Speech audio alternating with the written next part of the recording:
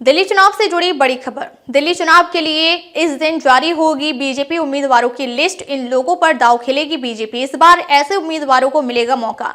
दिल्ली विधानसभा चुनाव 2025 की तैयारियां शुरू हो चुकी हैं। सत्तारूढ़ आम आदमी पार्टी ने दिल्ली की 70 विधानसभा सीटों के उम्मीदवारों के नामों की लिस्ट जारी कर दी है। वहीं कांग्रेस ने भी उम्मीदवारों के नामों की लिस्ट जारी कर अपने उम्मीदवारों को मैदान में उतार दिया है। हालांकि भारतीय जनता पार्टी ने अभी तक अपने उम्मीदवारों का नामों का खुलासा नहीं किया है।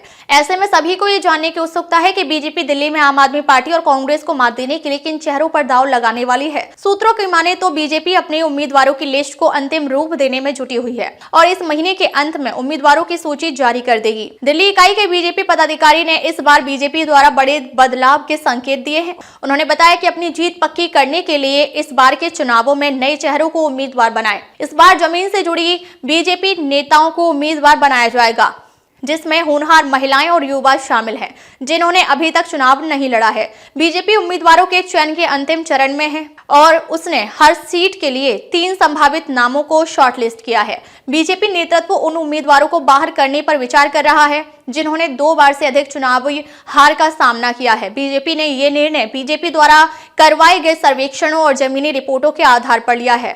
दिलचस्प बात यह है कि बीजेपी में हाल ही में शामिल हुए लोग विधानसभा सीटों के लिए चुनाव लड़ सकते हैं। दिल्ली कांग्रेस के पूर्व अध्यक्ष अरविंदर सिंह लवली, कांग्रेस शासन के राजकुमार चौहान और पूर्व आप मंत्री कैलाश गहलोत और राजकुमार आनंद जैसे प्रमुख लोगों पर विचार किया जा सकता है।